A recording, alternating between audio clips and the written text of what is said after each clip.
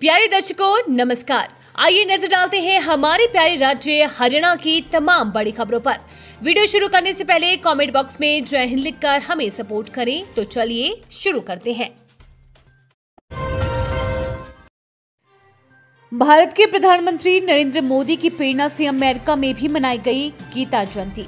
मोक्षदा एकादशी के अवसर पर अमेरिका में भी विभिन्न स्थानों पर गीता जयंती मनाई गई। भारत के प्रधानमंत्री नरेंद्र मोदी की प्रेरणा गीता जयंती उत्सव मनाने के लिए अप्रवासी भारतीय लोगों ने विशेष उत्साह दिखाया। दुर्गा मंदिर वर्जीनिया में गीता महोत्सव, विशेष गीता पाठ व पूजन का कार्यक्रम हुआ। इस अवसर पर उत्तर भारत के लोगों के साथ दक्षिण भारत से अमेरिका आए श्रद्धालुओं ने गीता पाठ किया व गीता के श्लोक पढ़कर आए। इस दौरान अमेरिका में कई जगह 18 दिनों का संपूर्ण गीता पाठ किया गया। विशेष बात यह रही कि अमेरिका में रह रहे परिवारों के बच्चों द्वारा महाभारत की कथा से दुर्गा मंदिर वर्जीनिया में लोगों को अवगत करवाया गया। 10वीं 12वीं की मार्कशीट में नाम सुधार अब होगा आसान। हरियाणा बोर्ड ने शुरू की नई सुविधा। हरियाणा विद्यालय शिक्षा बोर्ड ने छात्रों की लंबे समय से चली आ रही परेशानी को दूर करते हुए मार्कशीट के नाम में सुधार की प्रक्रिया को सरल बना दिया है। अब 10वीं और 12वीं पास करने वाले छात्र अपने नाम में हुई गलती को सीधे बोर्ड स्तर पर ठीक करवा सकेंगे। पहले ये प्रक्रिया काफी जटिल थी, जिसमें नोटरी से शपथ पत्र, अखबार में विज्ञापन और कई बार अदालत के चक्कर लगाने पड़ते थे। नई व्यवस्था के तहत छात्र सीधे बोर्ड चेयरमैन से संपर्क कर सकते थे। नाम सुधार के लिए छात्र को अपने हाथ से लिखा हुआ एक साधारण शपथ पत्र देना होगा। इसके साथ पहचान के लिए आधार कार्ड या फैमिली आईडी की फोटोकॉपी जमा करनी होगी। दस्तावेजों की जांच के बाद बोर्ड नाम सुधार की प्रक्रिया पूरी करेगा, जिससे छात्रों का समय, पैसा और अनावश्यक दौड़ भाग तीनों में बड़ी राहत मिलेगी। बोर्ड अधिकारियों के अनुसार मार्कशीट में नाम की छोटी सी गलती भी आगे चलकर बड़ी दिक्कतें पैदा कर देती है। हरियाणा में आम नागरिकों के लिए भी खुलेगी ITI, जाने सरकार का नया प्लान। प्रदेश सरकार ने तकनीकी कौशल को बढ़ावा देने और स्टार्टअप इकोसिस्टम को मजबूत करने के लिए बड़ा कदम उठाया है। अब राज्य की करीब 190 सरकारी ITI की लाइब्रेरी और वर्कशॉप आम नागरिकों के लिए भी उपलब्ध होगी और इसका उद्देश्य तकनीकी संसाधनों को जनता तक पहुंचाना और युवाओं को कम लागत में कौशल विकास व्यवसाय शुरू करने का अवसर देना है। ITI प्राचार्य राजपाल सिंधु के अनुसार इच्छुक लोग वर्कशॉप में उपलब्ध मशीनों, टूल्स और अन्य तकनीकी उपकरणों का विशेषज्ञों की निगरानी में उपयोग कर सकेंगे। साथ ही उन्हें सुरक्षा उपकरण भी उपलब्ध कराए जाएंगे। उपयोग करने के लिए इच्छुक व्यक्ति को ऑनलाइन स्लॉट बुकिंग करानी होगी, जिसके लिए 300 रुपए प्रति घंटे का शुल्क तय किया गया है। अधिकारियों का कहना है कि इससे भीड़ नियंत्रण में रहेगी और उपकरणों के सुरक्षित उपयोग की गारंटी होगी। वर्कशॉप के साथ साथ ITI की लाइब्रेरी भी जनता के लिए खोली जाएगी। लाइब्रेरी में एक समय में 20 लोग बैठ सकेंगे। इसके लिए 100 रुपए से 500 रुपए प्रति माह तक का शुल्क रखा गया है। हरियाणा के युवाओं को कनाडा में मिलेगा रोजगार। सीएम सैनी ने कनाडा के राजदूत से की मीटिंग।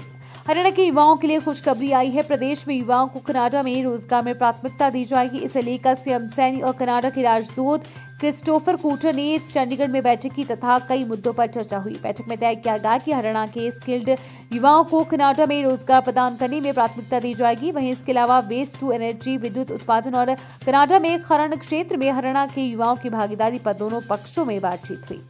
बता दें कि बैठक में ये भी तय हुआ कि कनाडा में प्रदेश के कुछ उद्यमियों को व्यापार स्थापित करने में कनाडा मदद करेगा। कनाडा की यूनिवर्सिटी को प्रदेश में स्थापित करने और निवेशकों के हरियाणा में निवेश की विस्तृत रोड मैप पर भी सीएम सैनी और कनाडा के राजदूत के बीच चर्चा हुई है। हरियाणा में बोडो निगमों, कंपनियों और सहकारी संस्थाओं के कर्मचारियों को भी डेथ कम रिटायरमेंट ग्रेच्युटी का लाभ है। हरियाणा सरकार ने 1 जनवरी 2006 के बाद सेवा में आए और new defined contributory pension scheme के अंतर्गत आने वाले बोडो निगमों, कंपनियों और सहकारी संस्थाओं के कर्मचारियों को भी मृत्यु से सेवानिवृत्ति उपादान का लाभ देने का निर्णय लिया है। मुख्य सचिव श्री अनुराग रस्तोगी, जिनके पास वित्त विभाग के अतिरिक्त मुख्य सचिव का दायित्व भी है, द्वारा राज्य के सभी बोडो निगमों, कंपनियों और सहकारी संस्थाओं के प्रबंध निदेशकों, मुख्य प्रशासकों और मुख्य कार्यकारी अधिकारियों को एक पत्र जारी किया गया है। पत्र में वित्त विभाग के 19 जनवरी 2017 का हवाला देते हुए बताया गया है कि एनपीएस के अंतर्गत आने वाली राज्य सरकार के कर्मचारी उसी तरह रिटायरमेंट ग्रेजुटी तथा डेथ ग्रेजुटी प्राप्त करने के पात्र होंगे जो CSR वॉल्यूम 2 के अंतर्गत कर्मचारियों को प्रदान किए जाते हैं। सभी अधिकारियों को निर्देश दिए गए हैं कि मामलों की पूरी जांच और सत्यापन के बाद ही रिटायरमेंट डेथ ग्रेजुटी प्रदान की जाए। साथ ही ये भी स्पष्ट किया गया है कि इन उपदानों के कारण बढ़ने वाले वित्तीय दायित्वों को संबंधित बोर्ड या निगम द्वारा स्वयं के संसाधनों से पूरा किया जाएगा। हरियाणा विधानसभा के शीतकालीन सत्र की तारीखों का ऐलान, कैबिनेट इस दिन देगी अंतिम मंजूरी। हरियाणा विधानसभा का शीतकालीन सत्र आगामी 18 दिसंबर से शुरू होने जा रहा है और मंगलवार को ही मुख्यमंत्री नायब सिंह सैनी की मंत्रिमंडल के साथ हुई अनौपचारिक बैठक में स्थिति पर सहमति बनी। हालांकि अंतिम मंजूरी 8 दिसंबर को होने वाली कैबिनेट बैठक में दी जाएगी। बैठक में मुख्यमंत्री ने विभागीय कार्यों की समीक्षा की और अधिकारियों को सत्र से जुड़े सभी दस्तावेज उत्तर तैयार करने के निर्देश दिए। इस बार का सत्र राजनीतिक रूप से गर्म रहने की संभावना है क्योंकि विपक्ष सरकार को 4 प्रमुख मुद्दों पर घेरने की रणनीति बना चुका है। सरकार भी सदन में संभावित हमलों को देखते हुए तैयारी में जुट गई है।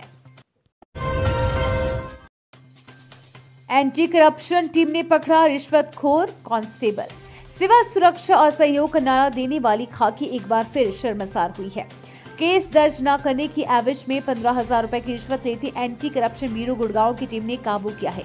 आरोपी की पहचान कांस्टेबल यशपाल के रूप में हुई है। आरोपी के खिलाफ प्रिवेंशन ऑफ करप्शन एक्ट की धाराओं के तहत केस दर्ज कर जांच शुरू कर दी गई है।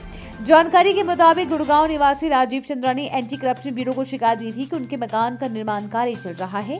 वायु गुणवत्ता प्रबंधन आयोग द्वारा लागू किए गए ग्रेडेड एक्शन रिस्पांस प्लान के नियमों के तहत कार्य किया जा रहा है। उन्होंने बताया कि सेक्टर 29 थाने में तैनात कांस्टेबल यशपाल उनकी कंस्ट्रक्शन साइट पर आए और काम रुकवा दिया। उन्होंने ग्रेडेड एक्शन रिस्पांस प्लान की वर्तमान में लागू स्टेज 2 की उल्लंघना होने की बात कही। ये थी आज की फटाफट खबरें। हम मिलेंगे अगले बुलेटिन में, तब तक के लिए धन्यवाद और जय हिंद।